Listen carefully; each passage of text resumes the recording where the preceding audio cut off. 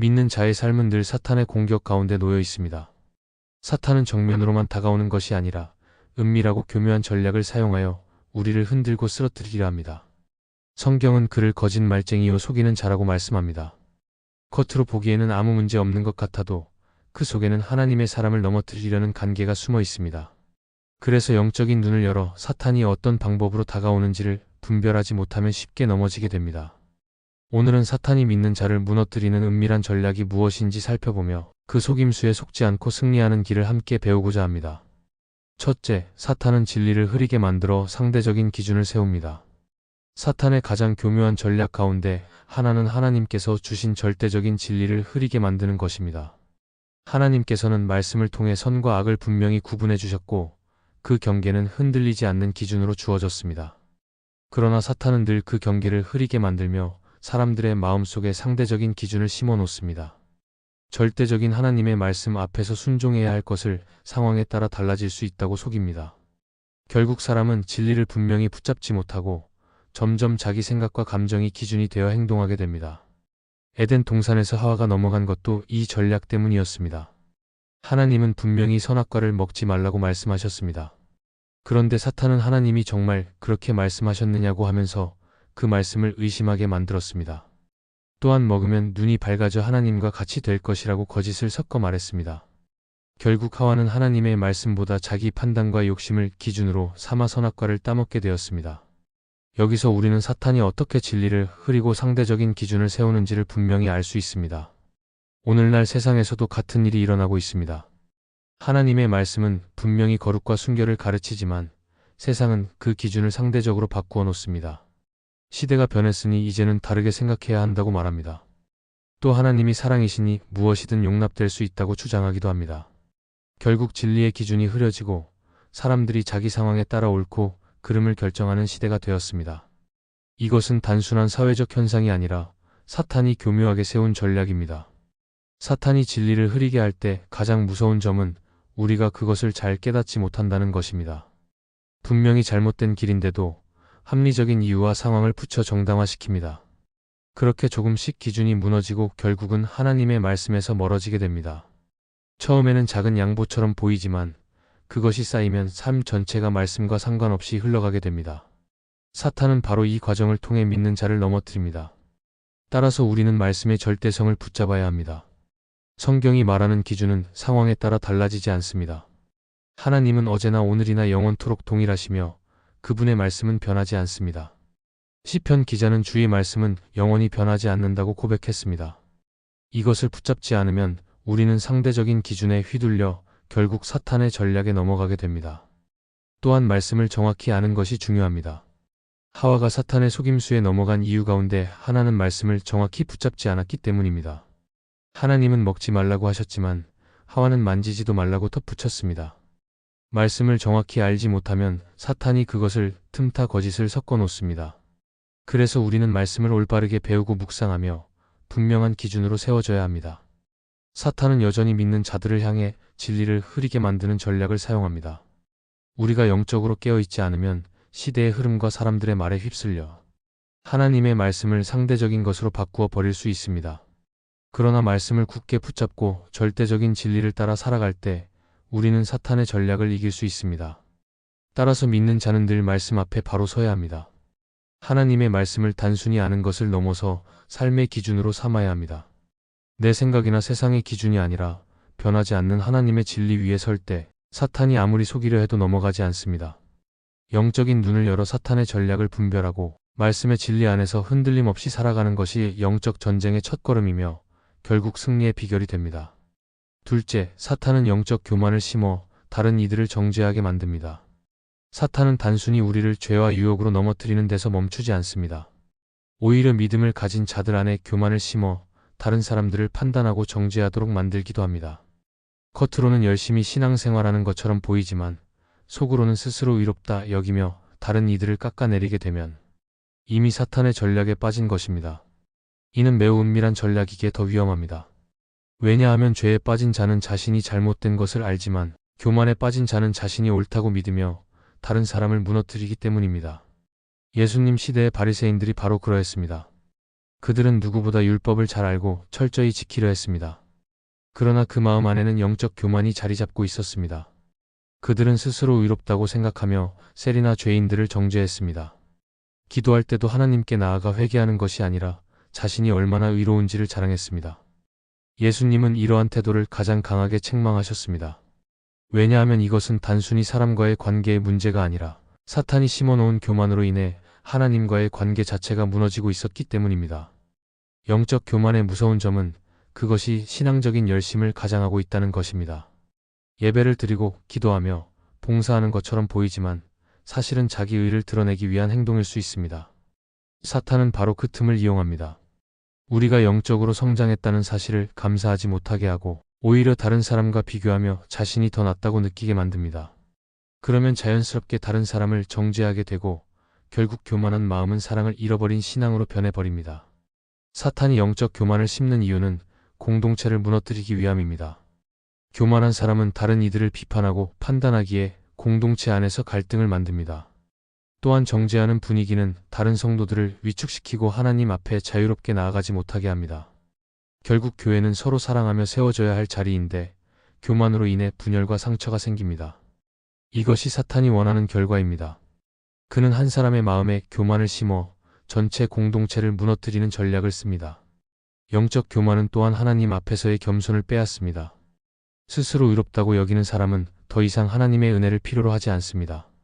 바리새인과 세리가 성전에 기도하러 올라갔을 때 바리새인은 자신이 다른 사람들처럼 죄를 짓지 않았다고 자랑했습니다. 그러나 세리는 가슴을 치며 하나님 앞에 자비를 구했습니다. 예수님은 세리가 의롭다 하심을 받고 내려갔다고 말씀하셨습니다. 이 말씀은 하나님이 겸손한 자를 기뻐하시고 교만한 자를 물리치신다는 진리를 분명히 보여줍니다. 사탄은 우리가 하나님의 은혜를 필요로 하지 않는 사람처럼 살게 하여 결국 은혜의 통로에서 멀어지게 합니다. 따라서 우리는 늘 마음을 살펴야 합니다. 다른 사람을 향해 정죄의 시선이 먼저 올라온다면 이미 사탄이 심어놓은 교만의 씨앗이 자라고 있을 수 있습니다. 영적 전쟁에서 승리하기 위해서는 언제나 하나님 앞에서 자신을 낮추어야 합니다. 내가 다른 사람보다 나아 보이는 것이 아니라 여전히 하나님의 은혜 없이는 설 수 없는 죄인임을 고백해야 합니다. 그런 겸손한 마음을 가질 때 사탄의 전략은 힘을 잃습니다. 또한 교회 공동체 안에서 우리는 서로를 세워주는 말을 해야 합니다. 정죄가 아니라 격려와 위로, 판단이 아니라 기도로 나아갈 때 사탄이 원하는 분열은 일어나지 않습니다. 영적 교만은 정죄를 낳지만 성령께서 주시는 겸손은 사랑을 낳습니다. 사탄의 전략은 교만을 통해 교회를 무너뜨리는 것이지만 하나님의 방법은 겸손을 통해 교회를 세우는 것입니다. 결국 영적 교만은 사탄의 가장 은밀하면서도 강력한 무기 중 하나입니다. 그러나 예수 그리스도의 십자가 앞에서 우리가 여전히 은혜 없이는 설 수 없는 자임을 고백할 때 그 교만은 힘을 잃고 우리는 다시금 겸손한 믿음의 길로 걸어갈 수 있습니다. 그러므로 날마다 하나님 앞에서 겸손을 지키고 다른 사람을 정죄하기보다 사랑과 은혜로 품을 때 우리는 사탄의 교묘한 전략을 이기고 참된 승리를 경험하게 됩니다. 셋째, 사탄은 성공과 성취 속에 하나님을 잊게 만듭니다. 사람은 누구나 삶에서 성공을 원하고 무언가를 이루기를 바랍니다. 이는 본능적인 욕구이자 때로는 하나님께서 주신 꿈과 비전일 수도 있습니다. 그러나 사탄은 이 선한 열망을 왜곡시켜 그것이 하나님을 더 의지하게 하는 계기가 아니라 오히려 하나님을 잊게 만드는 통로로 바꾸어 버립니다. 실패와 고난의 순간에는 하나님을 붙잡지만 오히려 모든 일이 잘 되고 성취를 경험할 때는 하나님을 등한시하게 만드는 것이 사탄의 전략입니다. 이스라엘 백성이 가나안 땅에 들어가기 전 하나님께서 주신 경고가 바로 이것이었습니다. 신명기에서 모세는 그들에게 약속의 땅에 들어가 풍성한 열매를 먹고 집을 짓고 소유가 늘어날 때 하나님을 잊지 말라고 당부했습니다. 왜냐하면 풍요와 성공 속에서 사람의 마음은 쉽게 교만해지고 스스로의 힘으로 이 모든 것을 이룬 것처럼 착각하기 때문입니다. 결국 하나님을 잊어버리면 우상 숭배로 나아가고 영적 전쟁에서 무너질 수밖에 없습니다. 사탄은 실패보다 성공을 더 위험하게 만듭니다. 실패하면 사람은 낮아져서 하나님을 찾지만 성공하면 자칫 자신이 주인이 된 것처럼 살아가기 쉽습니다. 하나님께서 주신 은혜로 이룬 것인데도 그것을 내 능력과 노력의 결과로 돌리게 만드는 것이 사탄의 전략입니다. 그래서 성경은 부자가 천국에 들어가는 것이 어렵다고 말씀합니다. 부와 성취 자체가 죄는 아니지만 그것이 하나님을 잊게 만들기 때문입니다. 오늘 우리의 삶에서도 이 전략은 너무나도 선명하게 나타납니다. 직장에서 승진을 하고 사업이 잘 되고 공부에서 좋은 결과를 얻을 때 사람은 그 성공에 도취되어 하나님께 드려야 할 영광을 잊습니다. 기도의 자리보다는 성취의 기쁨에 빠지고 말씀보다는 성과와 결과에 집중하게 됩니다. 결국 하나님이 주신 은혜의 목적을 놓치게 되고 그것이 신앙의 큰 함정이 되는 것입니다. 사탄이 성공을 통해 하나님을 잊게 만드는 이유는 그 순간이 가장 은밀하면서도 강력한 시험이기 때문입니다. 실패와 어려움은 눈에 보이는 고난이라 누구나 싸움임을 합니다. 그러나 성공은 달콤하기에 그것이 시험임을 깨닫지 못합니다. 시험이라고 생각하지 못한 순간에 우리는 이미 사탄의 전략에 넘어가 버리게 됩니다. 이것이 은밀한 공격입니다. 성경 속 솔로몬의 삶은 이 전략의 무서움을 보여줍니다. 그는 누구보다 지혜롭고 하나님께 큰 은혜를 받은 왕이었습니다. 그러나 나라가 번성하고 부와 명예가 늘어날수록 그는 하나님을 의지하지 않고 이방 여인들의 우상 숭배에 물들어 버렸습니다. 성공 속에서 하나님을 잊은 결과는 결국 나라가 분열되고 무너지는 비극으로 이어졌습니다. 솔로몬의 실패는 오늘 우리에게 경고가 됩니다. 성공이 축복일 수 있지만 동시에 하나님을 잊게 하는 위험한 시험이 될 수 있다는 것입니다. 따라서 성도는 성공과 성취의 순간에도 늘 하나님을 기억해야 합니다. 내가 누리는 모든 것은 하나님의 은혜라는 고백이 있어야 합니다. 다윗은 왕이 된 이후에도 하나님께 모든 영광을 돌렸고 전쟁에서 승리할 때마다 하나님께 제단을 쌓으며 감사했습니다. 그는 하나님이 승리하게 하셨음을 잊지 않았습니다. 그래서 다윗은 넘어질 때도 있었지만 늘 다시 하나님께로 돌아갈 수 있었습니다. 우리 역시 삶에서 무언가를 이루었을 때 그것을 자랑하기보다 하나님께 영광을 돌리는 태도가 필요합니다. 작은 성취에도 감사하며 모든 일의 주인이 하나님이심을 기억할 때 우리는 사탄의 전략을 이길 수 있습니다. 성공의 순간이야말로 더 겸손히 하나님을 붙잡아야 할 때입니다. 성공이 신앙의 걸림돌이 아니라 하나님께 더 가까이 나아가는 발판이 되도록 만들어야 합니다. 결국 사탄은 성공을 통해 하나님을 잊게 만들려 하지만 하나님은 성공을 통해 오히려 믿음을 더 단단히 하길 원하십니다. 그러므로 우리는 성공 속에서도 자신을 낮추고 모든 것이 은혜임을 고백하며 하나님께 나아가야 합니다. 이 자세가 있을 때 사탄의 전략은 무너지고 우리의 성취는 하나님의 영광을 드러내는 도구가 될 것입니다. 넷째, 사탄은 위로가 필요한 순간 거짓 위로를 제시합니다. 사람은 누구나 살아가면서 위로가 필요한 순간을 맞이합니다. 실패와 상실, 관계의 아픔, 미래의 불안 같은 상황 속에서 마음은 지치고 영혼은 갈급해집니다. 이때 하나님께서 주시는 참된 위로를 붙잡아야 하지만 사탄은 은밀하게 다가와 거짓 위로를 내밀며 우리를 유혹합니다. 그는 슬픔과 공허를 이용해 잘못된 길로 이끌고 순간적인 만족을 위로로 포장하여 믿는 자를 쓰러뜨리려 합니다. 이러한 전략은 겉으로 보기에는 큰 죄가 아닌 것처럼 보이지만 결국 하나님으로부터 멀어지게 만들고 영혼을 더 깊은 어둠으로 빠뜨립니다. 사탄의 거짓 위로는 여러 형태로 나타납니다. 어떤 경우에는 쾌락과 즐거움으로 다가옵니다. 힘들고 지칠 때 술이나 쾌락, 중독적인 습관을 통해 잠시 위로받는 것처럼 느끼게 하지만 끝나고 나면 더 큰 공허와 후회가 남습니다.